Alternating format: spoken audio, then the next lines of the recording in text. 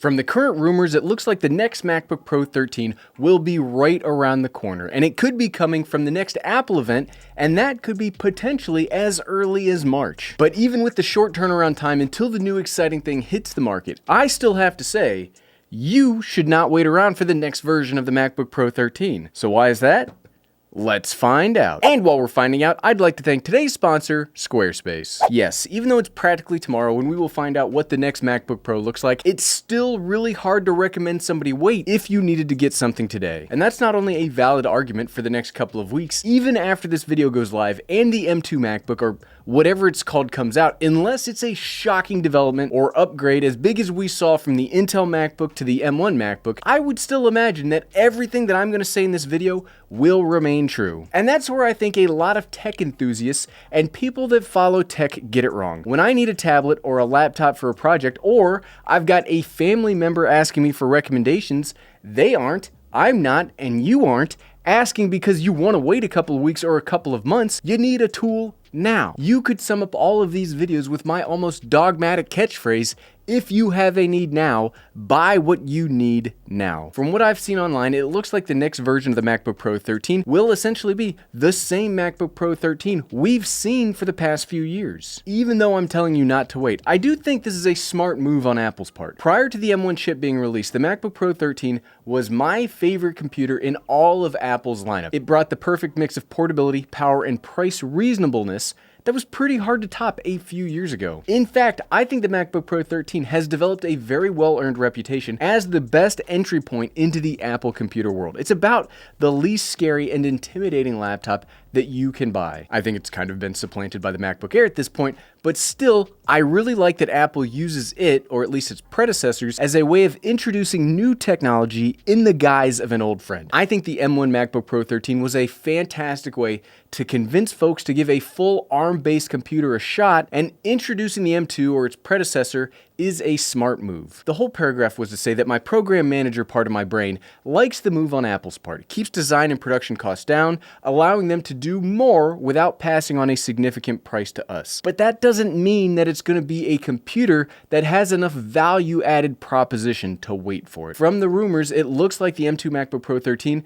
will essentially be the same thing you can get today, but with an M2 instead of an M1 inside of it. And I don't think that should be all that shocking of a revelation either. If you look at the iPad Pro lineup, that's basically what's happened there for the past few years as well. They've essentially been using the same body design for what, since 2018? Internally, it does get slightly updated year over year. What that tells me is, much like the iPhone, the tablets, the iPads, everything that Apple sells, Apple themselves don't want or expect you to wait for their latest and greatest. They understand that folks are buying hardware less frequently and holding on to it longer. So instead of making huge revolutionary changes every year, they take more of an incremental approach. So instead of buying every year, you buy every 3, every 4 years. And in that system, this is a great way to go. So let's talk about that power of the processor and power of an expected GPU. Nobody knows what the M2 is going to look like. Well, I guess the people making it probably know. I assume Apple knows what they're doing if it's going to come out in a couple of months, right? Will it have more performance cores?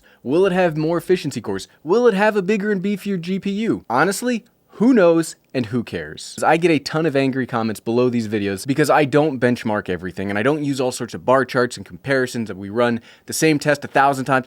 I don't care about that. I'm not a power person or a benchmark person. I'm an office worker and a YouTube creator. Frankly, I've had all of the power that I've needed in a computer for the past few years. If you take a step back, the whole point of the Everyday Dad is about cutting through all that stuff because there are 1,000 other channels out there that can cover the specs for enthusiasts, but I want to give you my opinions as a normal person to a normal person. Wow.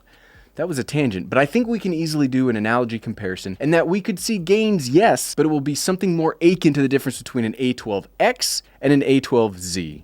Even if Apple is to say increase the power by 50%, I still don't think that's worth waiting around for unless you specifically need more power than what the M1 can produce. And let's remember, the M1 completely outperforms and outclasses the highest end Intel i9 MacBook Pro 16, which was only released a few years ago. There was a very big difference.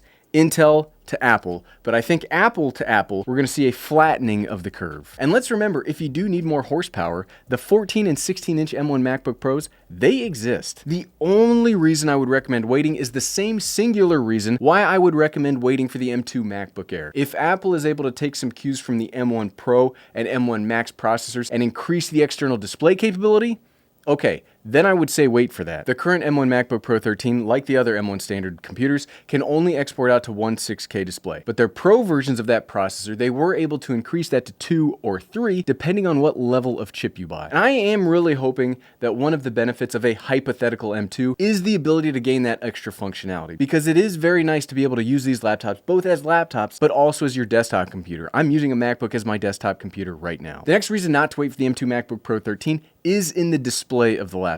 Going back to the rumors, it seems like not only will the body remain the same, but so will the display. So despite the name of MacBook Pro, the 13-inch model will not have that same amazing panel that we've seen on the MacBook Pro 14 and 16. And those are very nice, and they are worth buying a laptop for, but you're not going to get that today. So if you buy a MacBook Pro today or next year, you'll get the same Retina panel. That's not a bad panel. Sure, it's got the old style bezels, and it doesn't have as fast of a refresh rate, but it is very crisp, it's very clean, and it can go up to 500 nits of brightness in normal use. It's really hard to recommend someone wait for a brand new laptop when one of the biggest parts of using a laptop is in its ability to be a portable computer. And if more than half of that part is the same as last time, why wait? Another reason not to wait is the battery life. We all know. If you are a regular viewer of this channel, you know, but I think battery life is the single most important feature of a piece of tech. Okay, it's not battery life in a vacuum. It's the longevity of being able to use it however and wherever you want. If they could come up with some sort of wireless electricity transfer tech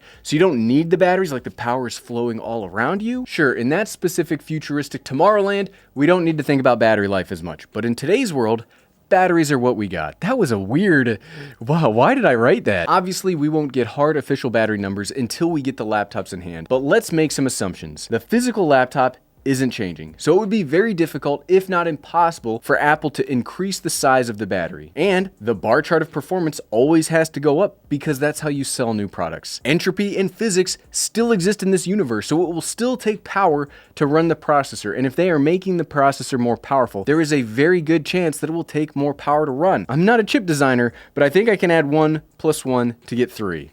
I'm going to make the assumption that the M2 MacBook Pro 13 will have either the same battery life or worse battery life than the M1 variant. We already saw this happen with those M1 Pro and Max MacBook Pro 16s. And the thing is, they have redesigned bodies with bigger batteries, and even then they have less battery life across the board. The base model MacBook Pro 14 still has an 8-core chip, very similar to the M1 standard. It's not, that M1 Pro is not all that much more powerful, but it has a reported 3 to 4 hours less of uptime. It should still have great battery life. I don't think Apple's released a device with bad battery life in years, but you gotta remember, I'm not sure that we're ever gonna see a jump in life again that we saw from Intel to M1. Sure, it sucks that we started off with like the best numbers ever, and it seems like it's gonna decline year over year, but maybe the magicians over at Apple will be able to impress us again. Still not reason to wait though. Personally, I think functionally there isn't much of a difference between a 20 hours of use computer and a hypothetical 21 to 25 hours of use if they were able to increase it. And the last reason I would not wait is the price. Right now you can find a refurbished MacBook Pro 13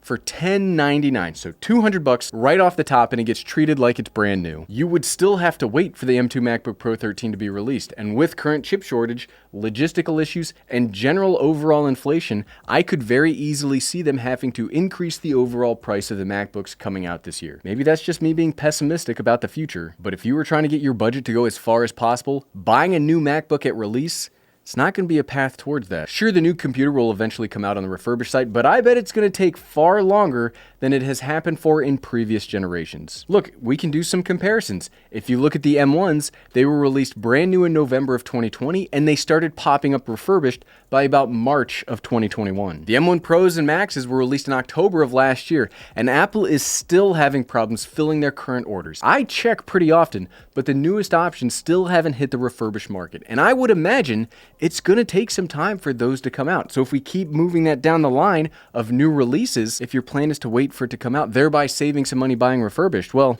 one, you don't actually have a need if you can wait that long, and two, You're not gonna have a quick turnaround on that.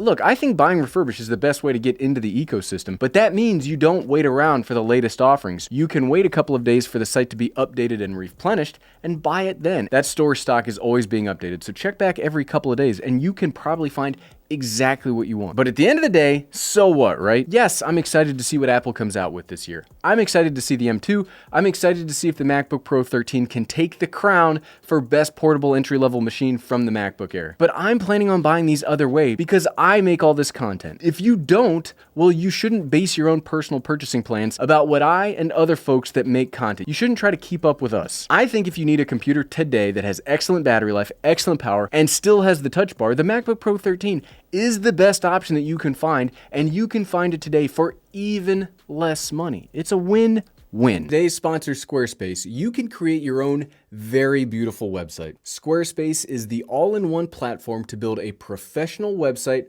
online store, or portfolio. It's so easy to claim a domain/URL, create a custom site that matches your style, and brings your ideas to life. Head on over to squarespace.com for a free trial, and when you're ready to launch, head on over to squarespace.com/everydaydad to save 10% off your first purchase of a website or domain. And thank you for watching.